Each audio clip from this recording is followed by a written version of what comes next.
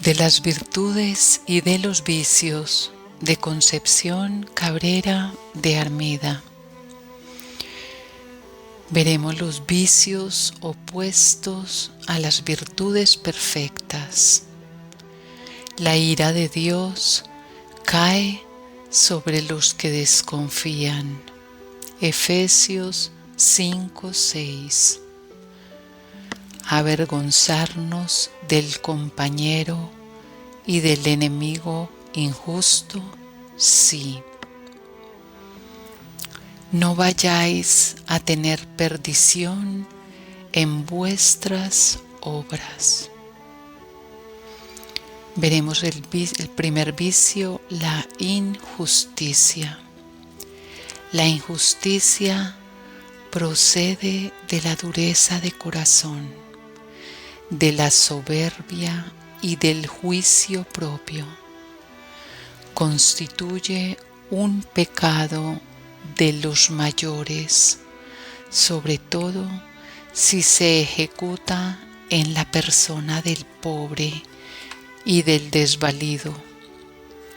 Hiere directamente la caridad, y yo la castigo muy especialmente con terribles penas. Es la injusticia uno de los pecados que más aborrece mi corazón y que sin embargo en el mundo corre como el agua, haciendo innumerables víctimas que solo yo conozco. Ya se cebó la injusticia del hombre en mí mismo, a mi paso por la tierra, y se echará hasta el fin de los siglos en los que se llaman y de veras son míos. El mundo tiene que ir siempre en contraposición del Espíritu Santo, y a todo aquel que trate de pertenecerme lo perseguirá. Pero bienaventurados los que padecen persecución por la justicia, porque de ellos es el reino de los cielos. Feliz el que recibe con gozo y en silencio, por mi puro y solo amor, las injusticias de los hombres. Dichosos los corazones que sonriendo se abrazan de esa rica cruz de tan abundantes frutos para el cielo, solo por obsequiarme. Yo les reservo un gran premio para la eternidad, y gracias muy especiales les prodigará mi bondad en el tiempo. Extenso campo recorre la injusticia en el mundo, al grado de que casi no se encuentra la justicia en él. Mas para esto me he reservado un día grande en el que haré brillar mi poder, hundiendo al injusto, al extorsionador del pobre, y premiando al inocente que en el mundo apuró el amargo cáliz de las injusticias humanas.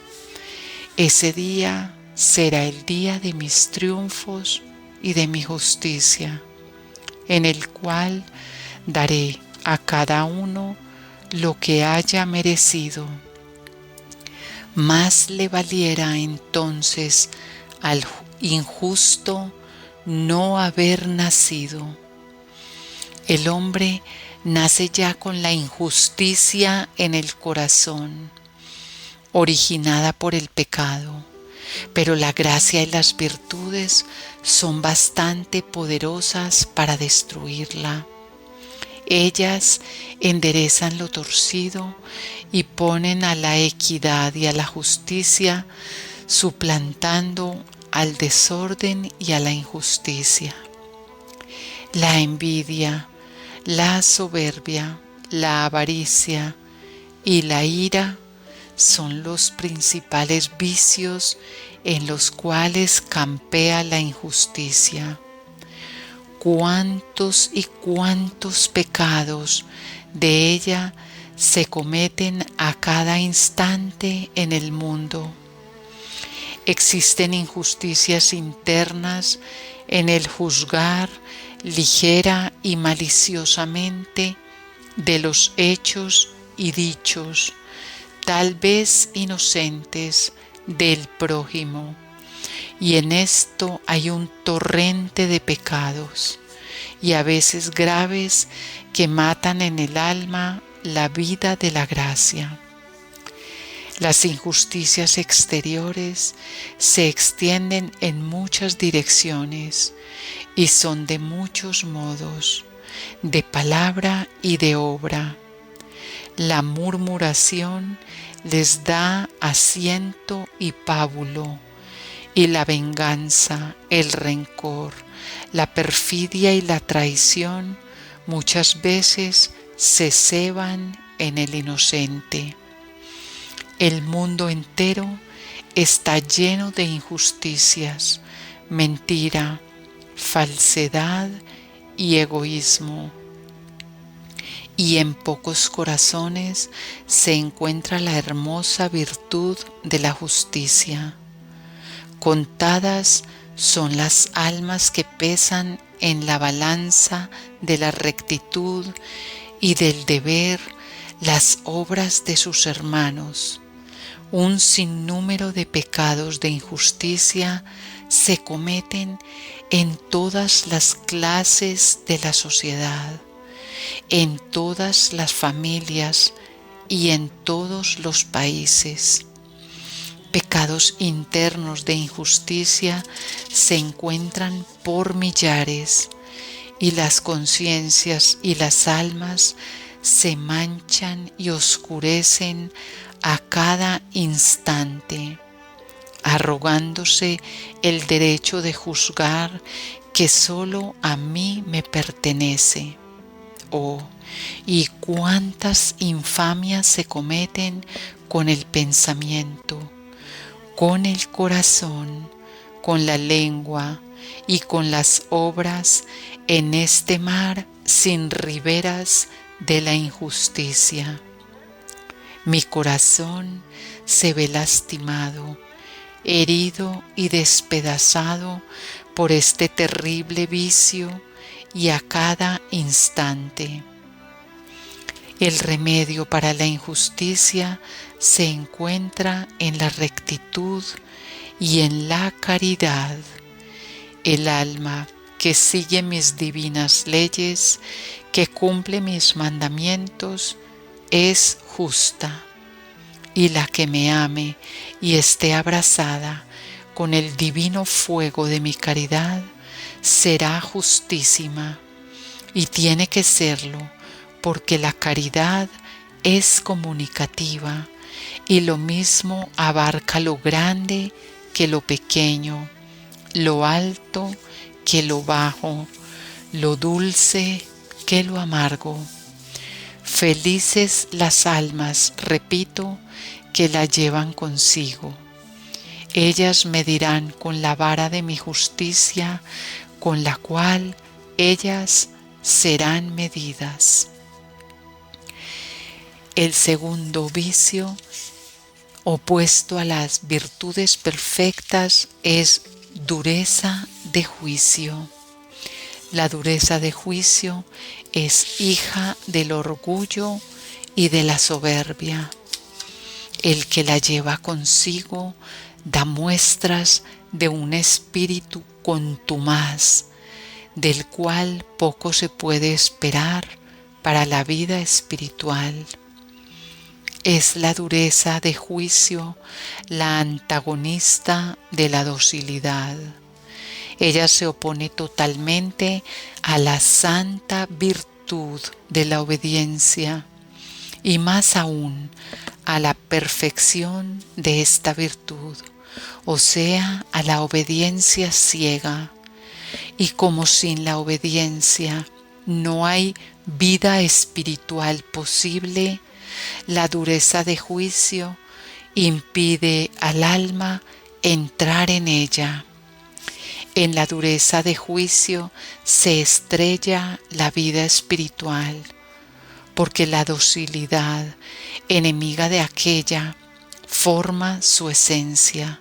Sin docilidad tampoco podría existir vida espiritual, pues el juicio propio la destruye. Ningún progreso hará en la vida espiritual el que, llevando adelante su capricho, no se abaja a pedir consejo de otro y no se sujeta en todas sus partes a la santa virtud de la obediencia. En grandes peligros se pone el duro de juicio hasta el grado de perder su alma. En el campo intrincado del espíritu, Satanás triunfa con la dureza de juicio en los engaños e ilusiones. Grandes escollos existen en punto tan delicado y trascendental, por este vicio de almas ruines y testarudas. Ya pueden los directores trabajar hasta el cansancio con tales almas. Nunca harán nada, ni para su bien, ni para mi gloria. La dureza de juicio hace a los corazones empedernidos y secos. Golpea en vano la gracia en ellos, hasta concluir por alejarse, a veces para siempre. El Espíritu Santo es refractario a este vicio capital del alma, pues Él siempre busca el corazón humilde para comunicarse. ¡Ay, y qué desgraciado es el espíritu que quiere gobernarse y se gobierna por su propio juicio y razón, sino muchas veces en lo exterior, sí interiormente? En hondos precipicios se hunde y a muy graves peligros se expone. La dureza de juicio no es otra cosa sino el refinado orgullo, nacido de la soberbia de saber más y de discernir mejor que ningún otro. A estas almas les da Dios grandes humillaciones, permitiendo que se derrumben desde las alturas de su amor propio. El remedio de tan terrible mal, más grande de lo que a primera vista aparece, es la hermosa virtud de la docilidad y de la santa condescendencia, unida al renunciamiento propio. En la muerte de todo propio querer se encuentra la dulzura, la suavidad y el desprendimiento abnegado de la voluntad. Feliz el alma que lo practique. El tercer vicio opuesto a las virtudes perfectas es desobediencia. La desobediencia es hija de la soberbia y de la libertad falsa y humana, la cual hace reinar el propio juicio sin querer sujetarlo a otro. Muy dañosa es para el alma la desobediencia, y en la vida espiritual hace caer almas muy elevadas. Es la desobediencia la ruina completa de la religión, por lo mismo que la obediencia contribuye al cimiento de ella. La desobediencia viene a echar a pique a la vida espiritual, pues un alma sin obediencia es una nave sin piloto que concluye por estrellarse en algún arrecife o ser despedazada por los vientos. Estimé tanto la obediencia que fue la primera virtud que practiqué aún antes de venir al mundo. Diré, y la sigo practicando místicamente en los altares. Pospongo mi poder en la dirección de las almas, prefiriendo que se obedezca a los directores primero que a mí. A los superiores los elevo a la sublime dignidad de representantes míos y quiero que como tales los consideren los súbditos, tocante a la virtud santísima de la obediencia. Hago constar todo esto para que comprendan la significativa preferencia que doy a esta grande virtud en comparación de otras y midan en sus entendimientos lo que rechazaré a la desobediencia en todas sus partes. Un alma desobediente no lleva mi espíritu, por más que lo parezca.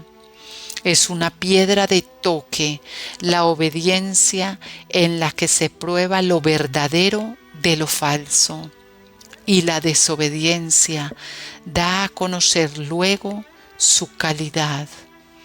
Aborrezco el vicio de la desobediencia, porque procede de la soberbia y se mueve a impulso de ella. El alma humilde nunca desobedece, abnega su propio juicio al del superior y hace propia su voluntad, sobrenaturalizándola. El soberbio resiste a la obediencia y el humilde se abraza a ella. La obediencia es martirio del soberbio y no puede vislumbrar su sombra sin conmoverse. Si no desobedece abiertamente con las obras o murmura de ella con las palabras, siempre desobedece con el corazón en su interior. Y me basta con esto para ver quebrantada tan santa virtud. No, por cierto, me halaga ni satisface la obediencia practicada, a más no poder diré, esta no es para mí obediencia. Lleva en su seno todos los caracteres de una voluntad floja, de un juicio no recto y de una total desaprobación interna que basta para causar la desobediencia en el corazón. Satanás tiene un campo predilecto en el cual cultiva la desobediencia y se goza en recoger sus flores y sus frutos muy sazonados, el del espíritu. Y qué rara es el alma verdaderamente obediente, que no se presta al demonio su corazón para tales cosechas. Es la desobediencia una falta que lleva tras de sí a otras muchas. A veces una sola desobediencia que a la vista parece pequeña, es origen de un sinnúmero de pecados, de graves consecuencias y hasta de perder las vocaciones. Toda alma que intente pertenecerme y andar por los caminos rectos del Espíritu debe huir hasta de la más leve sombra del vicio de la desobediencia. Jamás el alma desobediente medra en la vida espiritual, sino que muy lejos de eso se expone a caer y cae en grandes males. Los engaños satánicos casi siempre entran por la amplia puerta de la desobediencia interna, que es la más dañosa y aborrecible. ¿Qué vale la exterior, aunque muy dañosa y digna de castigo, comparada con la espiritual e interna, que destroza la santa sujeción y rectitud del alma? No puede existir, repito, la vida espiritual sin la obediencia, elemento indispensable sin el cual no es posible que el Espíritu Santo descienda a un alma que no renuncia su propio juicio y no se mueva por voluntad ajena. El principio, medio y fin de la vida espiritual estriba en la obediencia. Por tanto, el alma desobediente no la puede tener, y muy dudosas serán en ella mis favores y las virtudes. Nunca el alma feliz que anda en brazos de la obediencia se pierde, y toda la que torciere este camino rodará por muchos precipicios. Por la desobediencia entró el pecado al mundo, y con él todos los males que llora el hombre y que llorará hasta su fin. Existe una desobediencia común y ordinaria que se deja ver en las cosas exteriores y lleva consigo muchos males, pero hay otra espiritual más dañosa aún, la cual se extiende en el campo de las direcciones de almas y lleva en sí también a 1000 dificultades que concluyen generalmente por hundir a los espíritus, abandonándolos la gracia. En esta entra también la desobediencia interna que ya expliqué, y es la que murmura sin palabras y ejecuta forzadamente lo ordenado, no prescindiendo de su propio juicio. Pero existe otra más fina aún y maligna, que se llama desobediencia perfecta, la cual, además de llevar todos los defectos de la anterior, consiste en una contradicción, diré, o rechazamiento interno y muy refinado a las inspiraciones divinas, entendiéndolas y culpablemente desechándolas, y dándoles diversos rasgos, rechazando además mi voluntad en pro de sus caprichos y gustos. Campos extensísimos recorre este vicio capital perfecto, y mucho gusto le da a Satanás. Oh, almas desobedientes, que si supieran el mal tan grande que se hacen, cómo huirían de su propia voluntad, sujetándose a la de otros sin reserva. Mas esa falsa libertad, anhelo incesante de los corazones, hija de la soberbia, es la que les impide la dicha y la paz que he vinculado a la sujeción voluntaria y a la obediencia ciega. El alma desobediente se sujeta a Satanás, padre de la desobediencia, y autor de la soberbia, y se aleja del Espíritu Santo. La obediencia es el conducto de las gracias del cielo y la virtud celestial que eleva al hombre. Abnega su propio juicio, triunfando de sí mismo y muriendo al propio criterio y voluntad. Grandes virtudes se necesitan para llegar a este punto, el cual se alcanza por medio del trabajo y vencimiento, ayudada el alma con la divina gracia.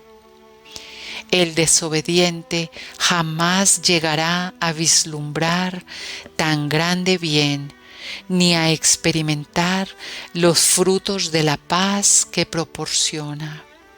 El remedio general para el grave vicio de la desobediencia común está en el renunciamiento propio y en la total sujeción. El remedio de la desobediencia espiritual se encuentra en la muerte del propio querer, abandonándose en brazos del director, sin juzgar ni dar vuelta con la imaginación a sus consejos y prescripciones, en abnegar su propio juicio sin escudriñar e indagar interiormente, y ni siquiera consentir que el pensamiento se detenga ni un punto sobre el dominio propio.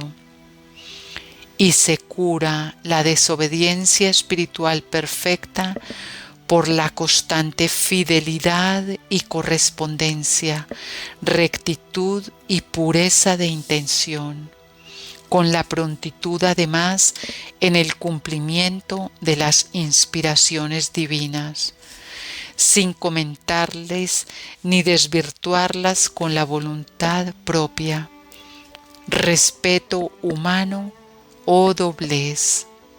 Abajo toda falsedad en este punto tan delicado.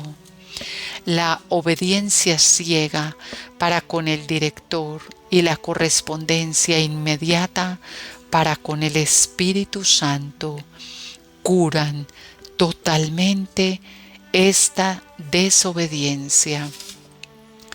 El cuarto vicio, opuesto a las virtudes perfectas, es libertad. La libertad es la más grande aspiración del hombre, pero si se cambian en desorden, lo conducen al despeñadero, al plano inclinado de todos los vicios.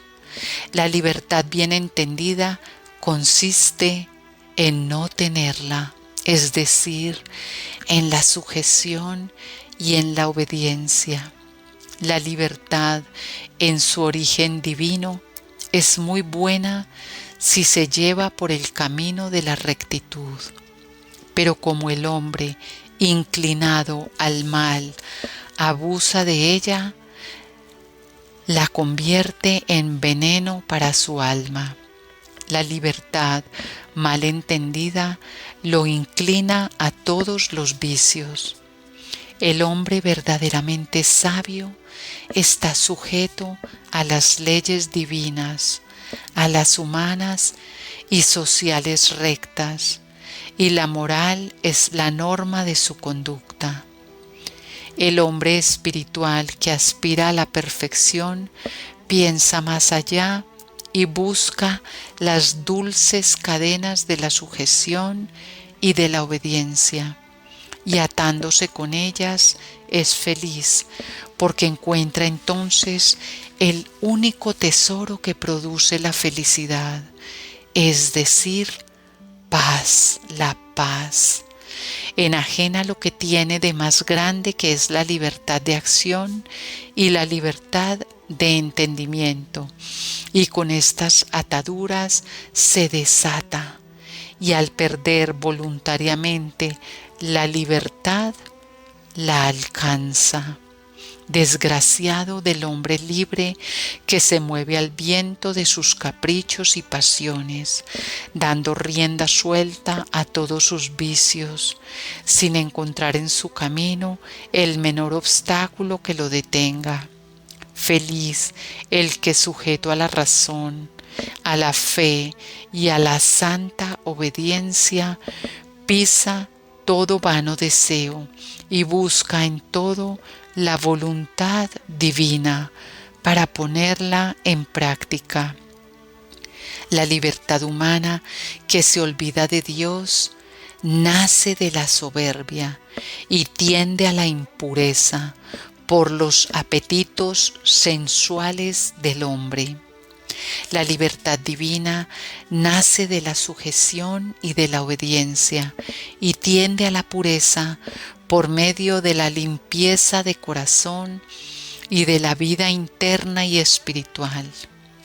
La primera tiende al mundo y a la disipación, y la segunda al silencio y recogimiento.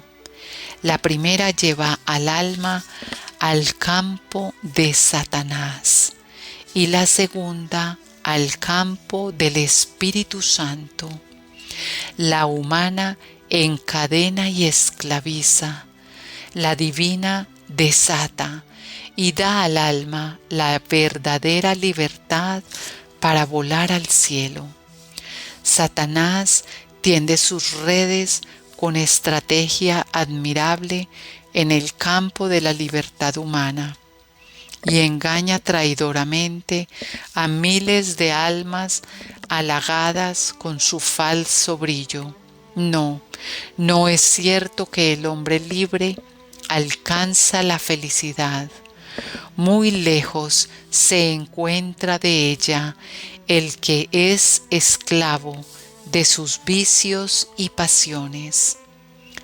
La saciedad, el vacío y el remordimiento siempre lo acompaña, aún en medio de sus mayores placeres.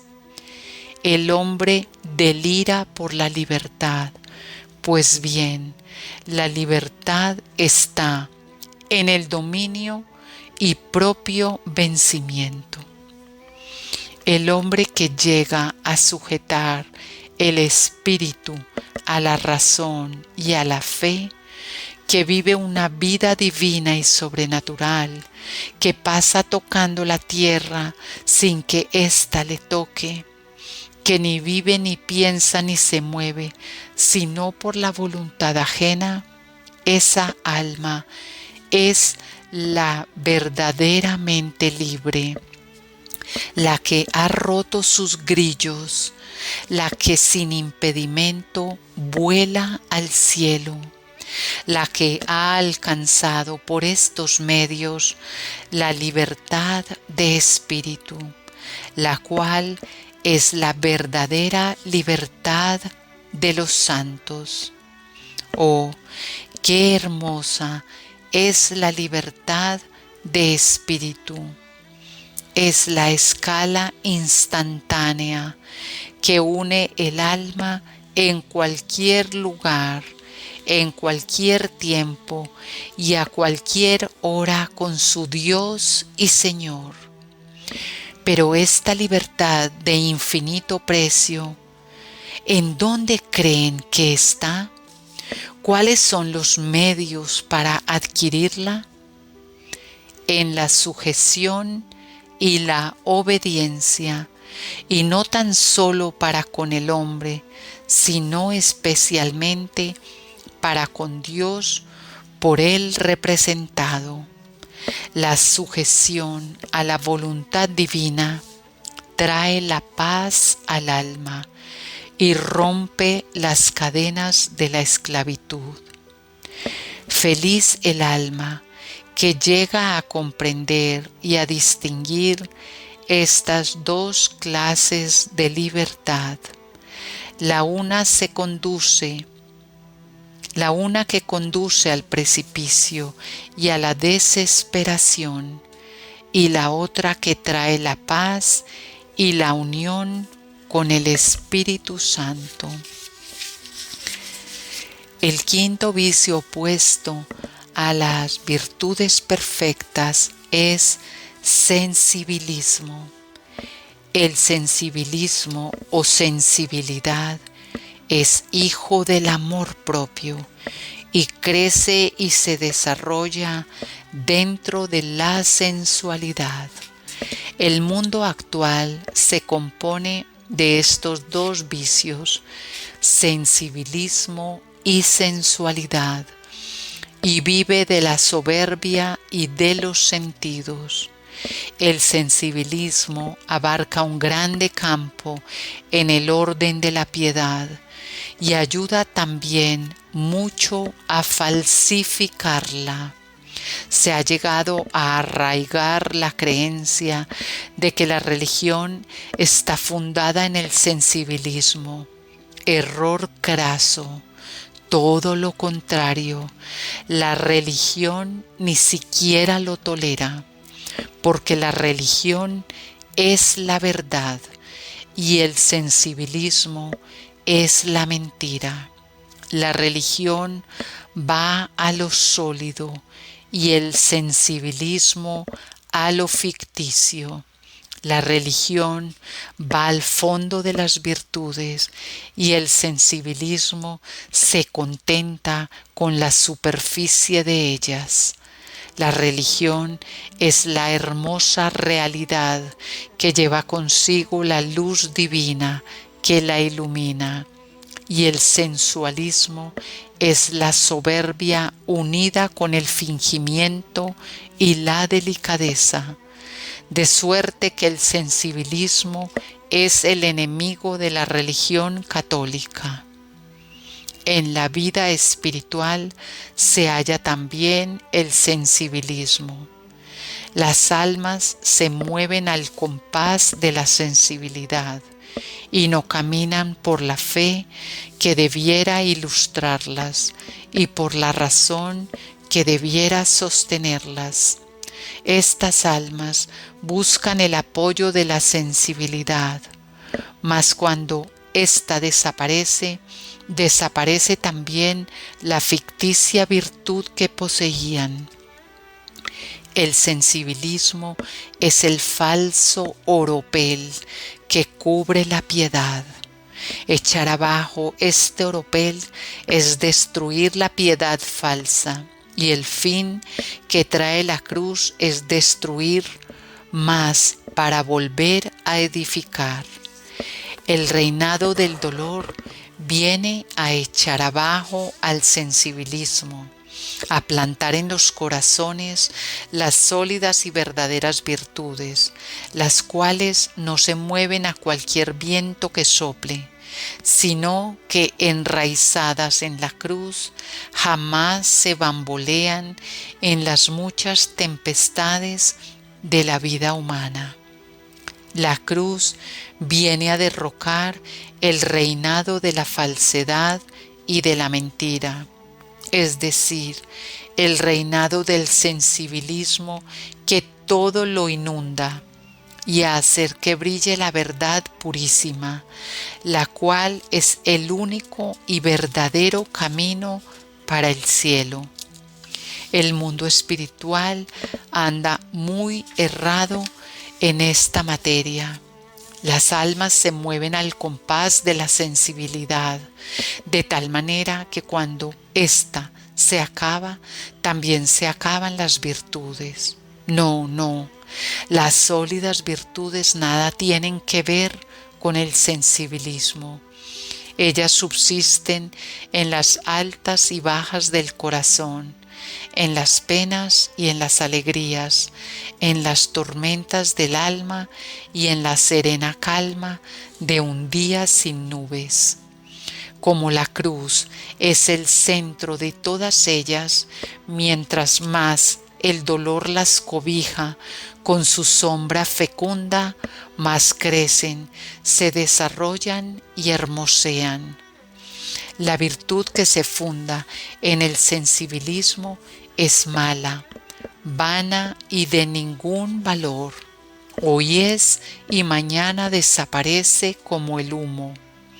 La imaginación es el apoyo de las virtudes sensibles, mas este apoyo es tan voluble que cambia de dirección al menor viento que sopla. El sensibilismo es un grande escollo en la vida espiritual. Millones de corazones están presos dentro de esta red, de los cuales Satanás saca grandes cosechas. El hombre vive de los sentidos abandonando la hermosísima virtud de la fe. El sensibilismo pugna totalmente con la rectitud y solidez de la religión cristiana. El sensibilismo es la soberbia encapotada. Por lo mismo, el Espíritu Santo la rechaza. Satanás se transforma en el sensibilismo, dando a la piedad un tinte falso, una atracción hipócrita, con la cual envuelve a las almas para hacerlas después su presa. Del sensibilismo nace el amor interesado para conmigo, que mi corazón rechaza. Satanás saca mucho partido del sensibilismo, con el cual engaña un número extraordinario de almas. Muy bien sabe engañar a las almas, transformándose en ángel de luz. El sensibilismo es el campo abierto de las ilusiones espirituales. En él reina Satanás a sus anchas, pero la cruz viene a destruirlo. El remedio contra el sensibilismo es la cruz.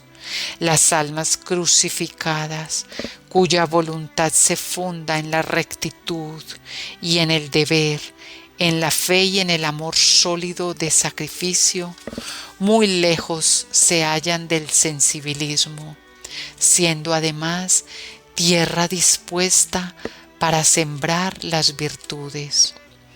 Hay almas que han procurado amalgamar el espíritu con la sensibilidad y el sensibilismo, cosa imposible.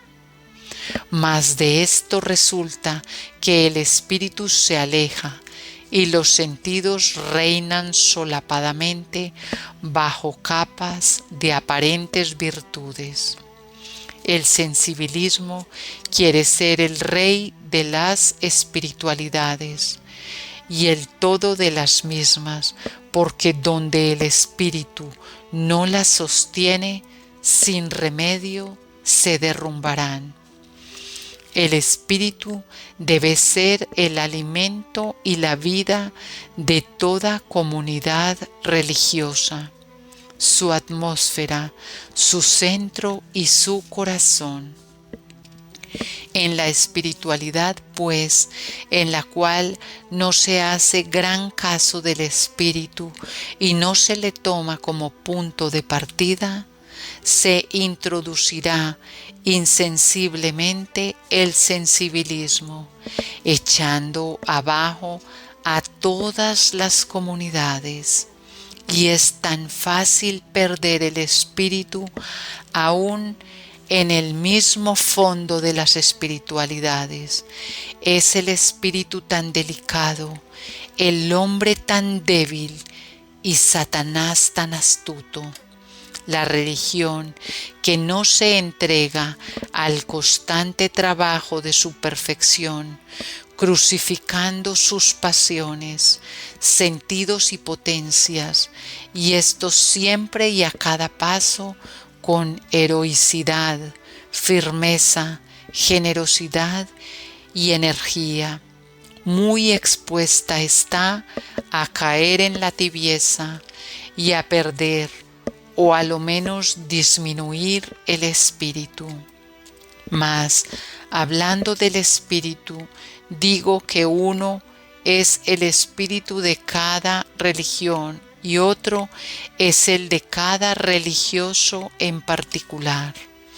Y sin embargo, cada religioso debe absorber dentro de su alma el espíritu de la espiritualidad a que pertenece, amoldándose perfectamente a él e identificándose con él.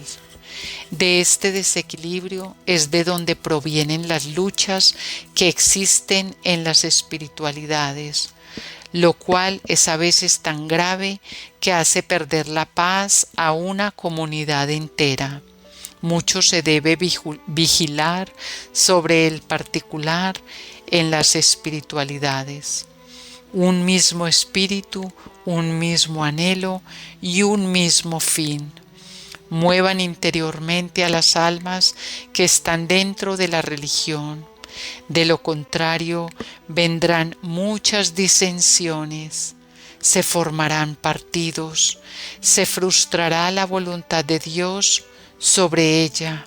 Muy delicado es, repito, y de grandes consecuencias este punto capital que estoy diciendo, el cual quiera que se fije indeleblemente en mi oasis.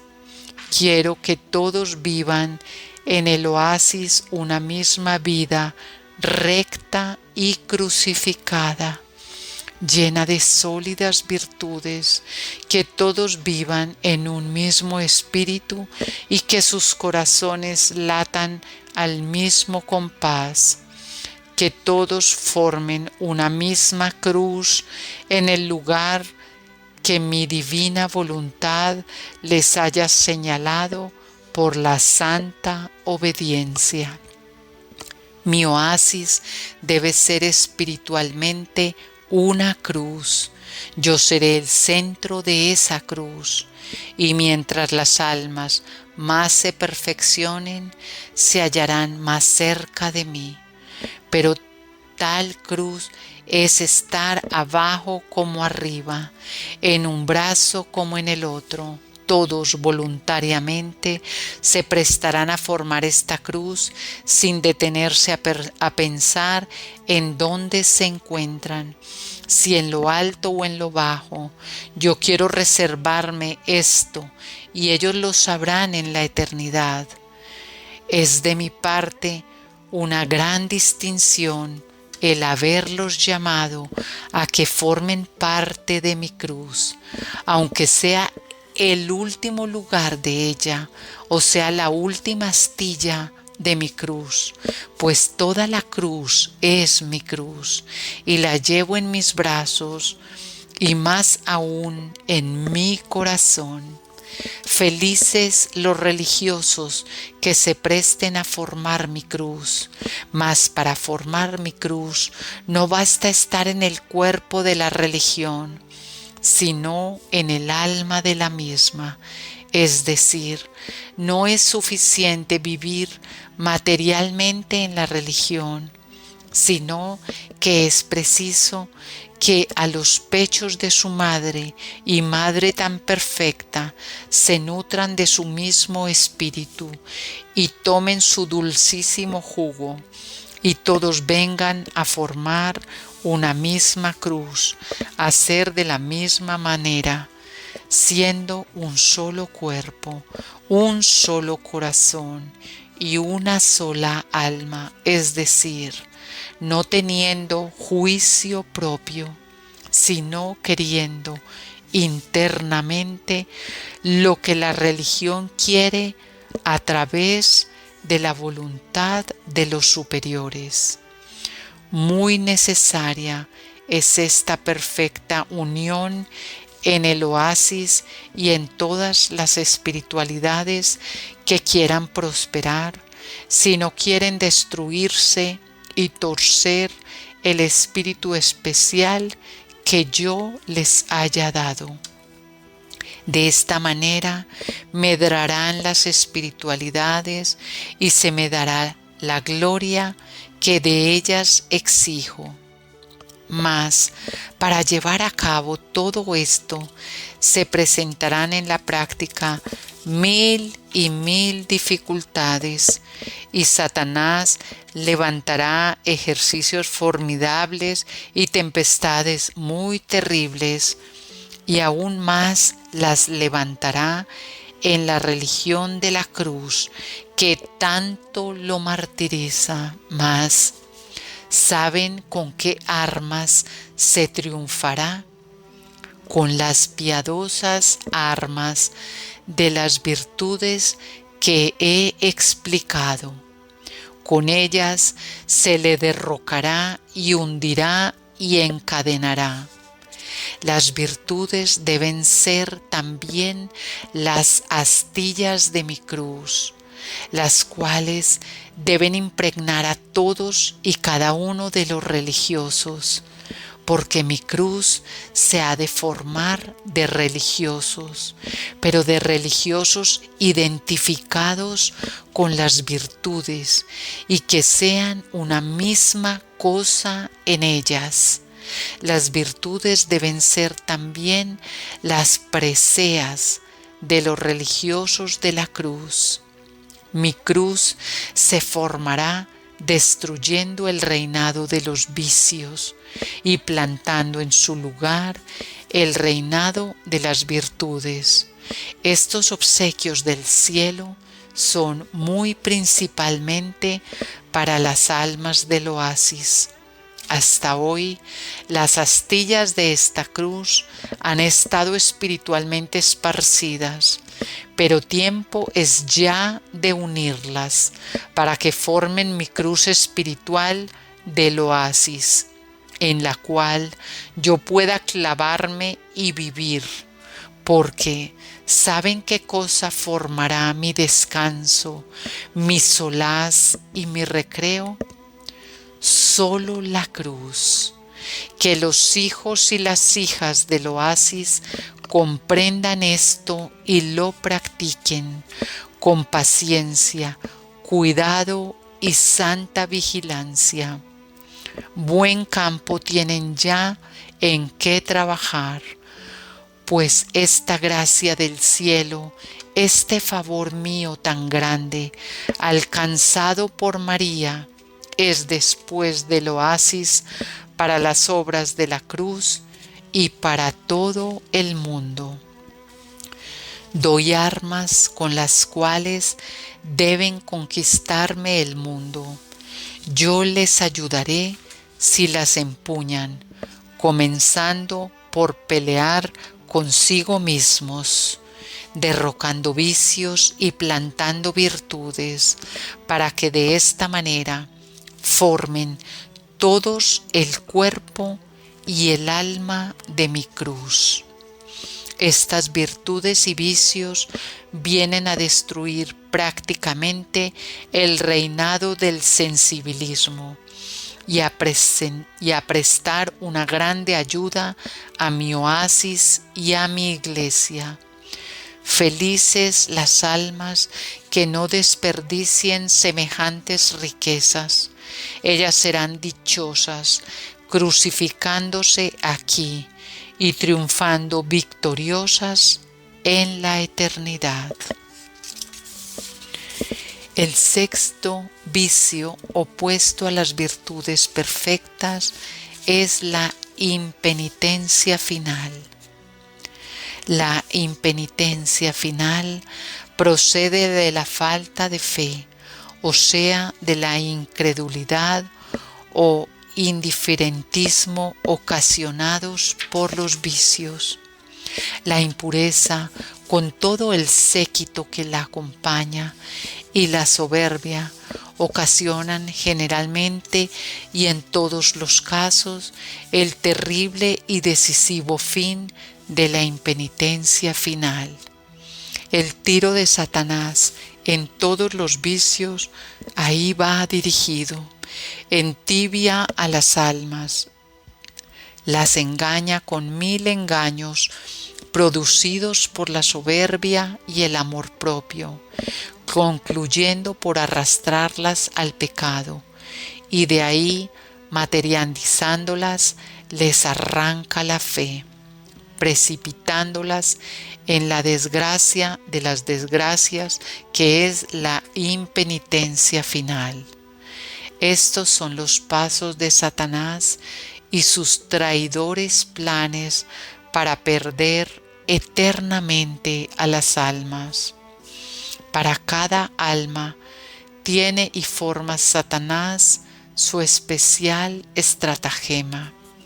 Estudia sus lados vulnerables y ataca generalmente cuando está seguro de la victoria.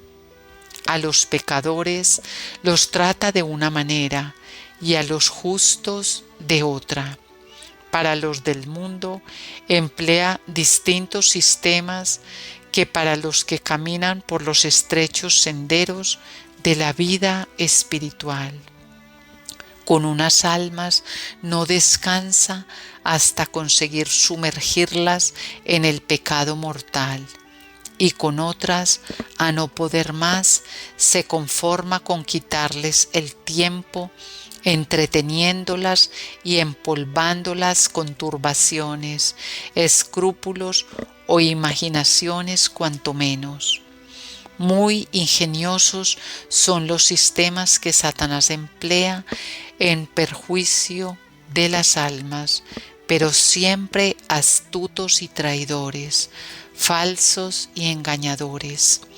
No se presenta el demonio generalmente en las almas tal cual es, y solamente a las que ya son suyas y las tiene poseídas se les descubre desde luego sin esbozo, pero con las demás nunca va recto a su malvado fin, sino que dando 1000 vueltas ataca, desorientando toda sospecha, transformándose hasta en mí mismo para venir siempre a su depravado intento, más o menos tarde.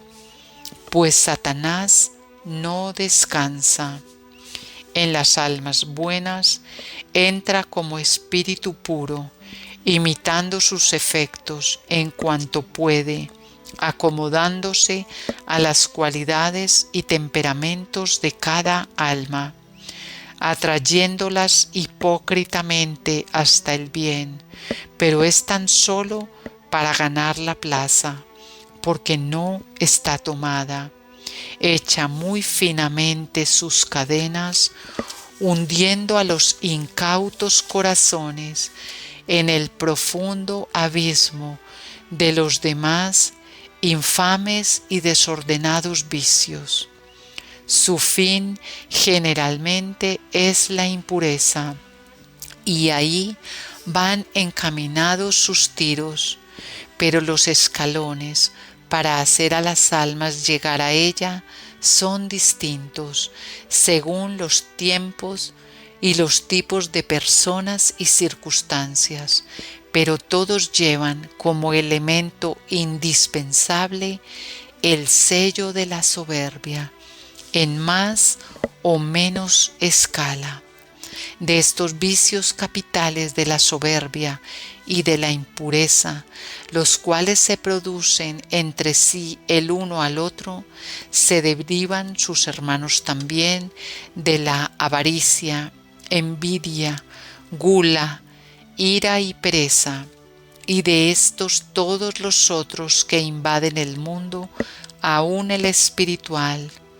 Pero los jefes o cabezas principales, de donde todos descienden, son la impureza y la soberbia, a quienes con todo mi poder odio, abomino y aborrezco. De estos vicios capitales se derivan también, repito, todos los vicios espirituales y vicios espirituales perfectos, que tanto y tan graves daños causan en las almas que se llaman mías y que viven envueltas en las ilusiones y en los engaños más finamente unidos. Mas todo el trabajo que emplea Satanás durante la vida del hombre va dirigido a un fin, al más codiciado, el de conseguir por cuantos medios pueda la impenitencia final, es decir, la muerte en desgracia mía, y la ansía tanto porque ella lleva consigo a los tres caracteres que forman sus ensueños y sus más halagadoras esperanzas, es decir, primero, el arrebatar la gloria a que soy acreedor y me corresponde de toda alma creada. Segundo, el de perder eternamente a las almas a quienes aborrece con odio infernal, porque ve en ellas reflejada mi imagen y mi semejanza. Tercero, por satisfacer su grande soberbia en el triunfo propio. Todo esto consigue el miserable con la horrible y desgraciada impenitencia final. Infelices almas y 1000 veces desdichadas las que llegan a este extremo, consecuencia natural de los vicios, sin reconciliarse con Dios por medio del arrepentimiento verdadero, de la sincera humillación y de su entendimiento y voluntad, y de una buena confesión.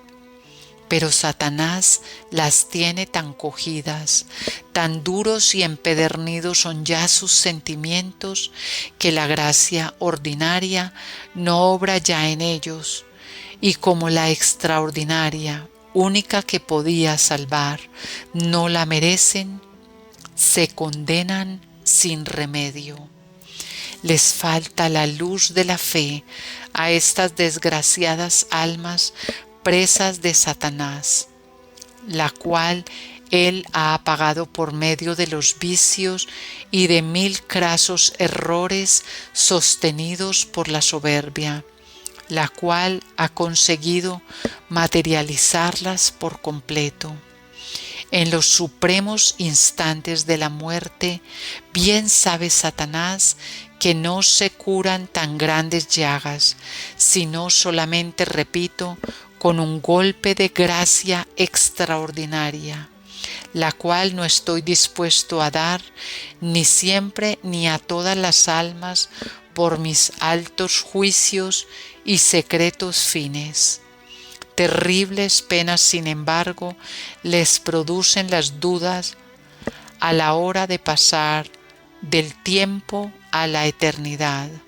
A estas almas incrédulas y materializadas sienten que la vil materia va a extinguirse, desaparecer.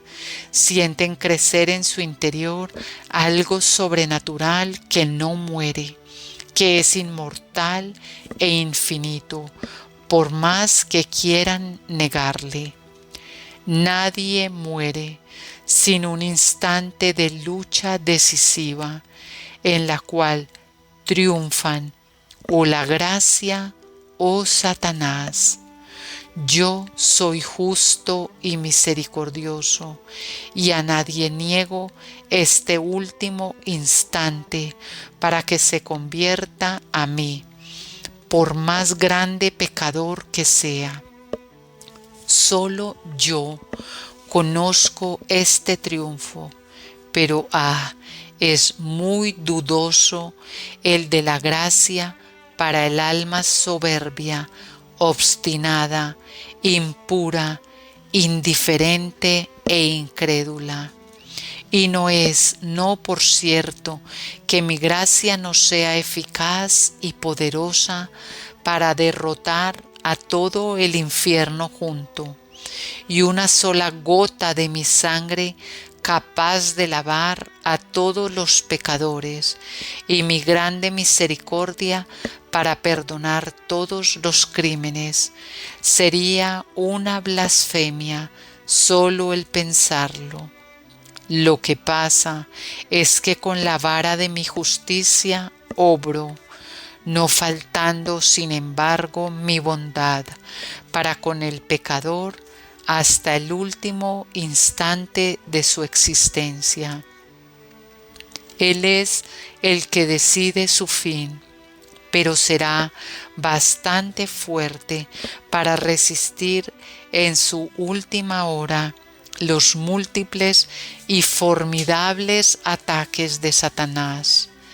El alma débil, atada por el pecado y consumida por los vicios que fueron todo durante la vida, podrá llamarse e invocarme quien se avergonzaba de tomar mi nombre en sus labios. Muy difícil, aunque no imposible, es la conversión del alma en el último y supremo instante de su existencia, en el cual nada hay en su favor, más que los crueles remordimientos en que luchan la humillación y la desesperación. A este punto capital y terrible es al que Satanás tiende a arrastrar con todas sus fuerzas a las desgraciadas almas que siguen sus perversas enseñanzas, a las que se apartan de la verdad única que soy yo, y a las ilusionadas y engañadas. Envuelve Satanás en la dañina atmósfera de la fingida paz e hipócritas y falsas virtudes. Aquí tienen los miserables y pérfidos planes de Satanás y las nefandas maquinaciones que emplea y dirige contra mí, contra las almas y en favor suyo. He querido levantar por mis altos fines el velo para descubrirlo, para que las almas lo conozcan, lo aborrezcan y huyan de sus traidores lazos.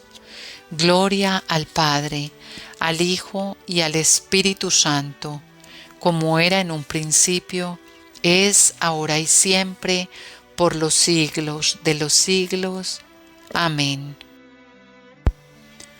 De las virtudes y de los vicios, de Concepción Cabrera de Armida. Los inocentes y los hombres rectos se han unido conmigo. Salmo 24. La ciencia de los santos es la prudencia. Proverbios 9:10.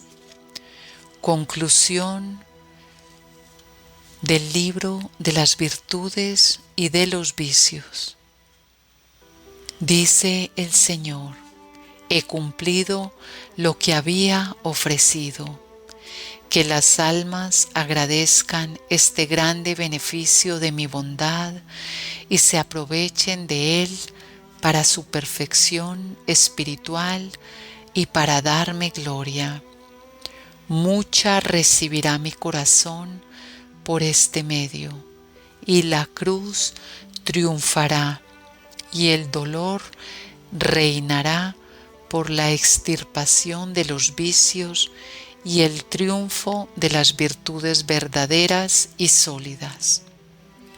Un grande impulso recibirá la vida espiritual e interna por medio del conocimiento de esta grande gracia y de mi eterna e infinita misericordia. A María se le debe, por su poderosa intercesión, el cielo se ha inclinado y mis favores han descendido al mundo para su bien y espiritual provecho. Denle gracias, que el universo entero se incline ante su planta virginal, que a ella acudan las almas.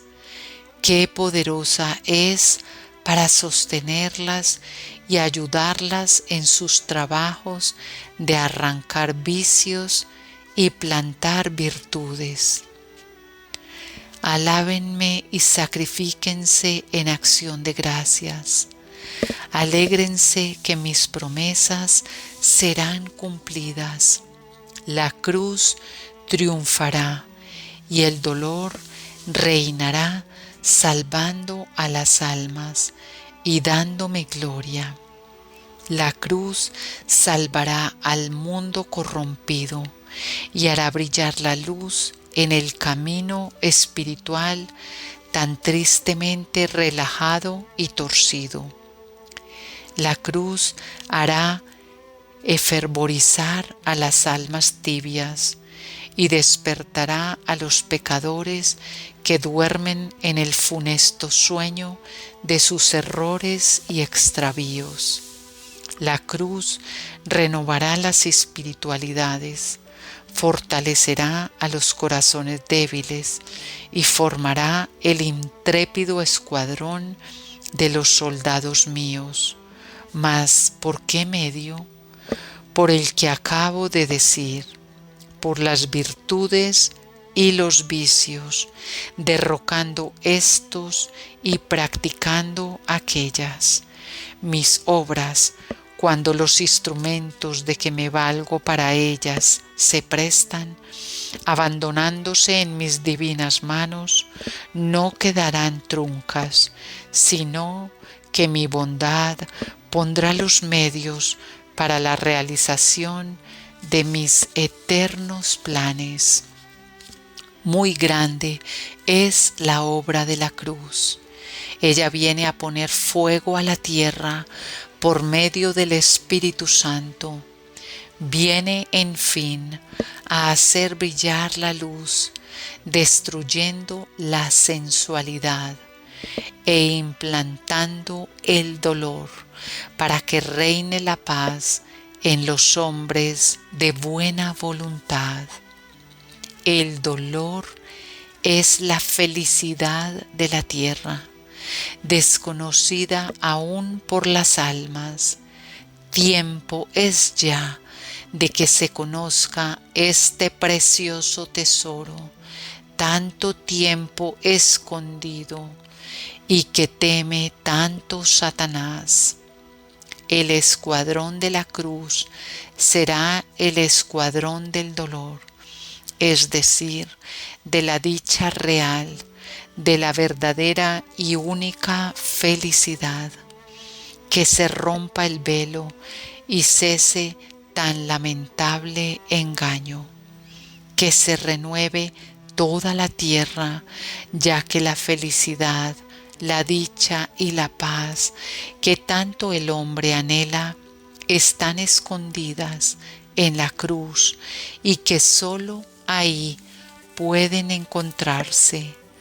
Por la cruz se sube a mi corazón, centro de toda paz, dicha y felicidad. Mas para andar este camino estrecho y espinoso se necesita de las virtudes, de su luz y de su compañía. Que tiemble el infierno y triunfe la cruz por medio de las virtudes, y que huya Satanás al ver atacado y destruido en las almas el imperio de los vicios y de las pasiones. Aquí tienen las almas los dos caminos forzosos que tienen que recorrer, el de las virtudes o el de los vicios. El primero los conducirá a la cruz dulce y luego a mi corazón, que es el cielo. El segundo a la cruz amarga, que conduce al pecado y a los remordimientos. Después lleva a la impenitencia final y de ahí a una desgraciada y terrible eternidad. Que abran los ojos las almas, que se detengan a considerar lo que hacen, el camino que toman y el fin al cual se inclinan. que miren la cruz y que se abracen de ella. Quiero dolor y pureza, de lo que mi corazón está sediento para aplacar a la divina justicia. Digan que mi corazón quiere que se salven, que las ama, y con tal ternura que le duele y cuánto que se pierdan, que volvería yo de buena voluntad al Calvario por su bien. Dice esto el Señor muy conmovido y lleno de amor por la humanidad culpable. Quiero al mundo convertido, y a los que se llaman míos, los quiero puros o purificados. Tengo hambre de amor y sacrificio. Quiero que impere en las almas el Espíritu Santo, de quien tampoco caso se hace, siendo el eterno foco de toda luz y de todo bien. Anhelo almas puras y amantes de la cruz. Gloria al Padre, al Hijo y al Espíritu Santo, como era en un principio, es ahora y siempre, por los siglos de los siglos. Amén.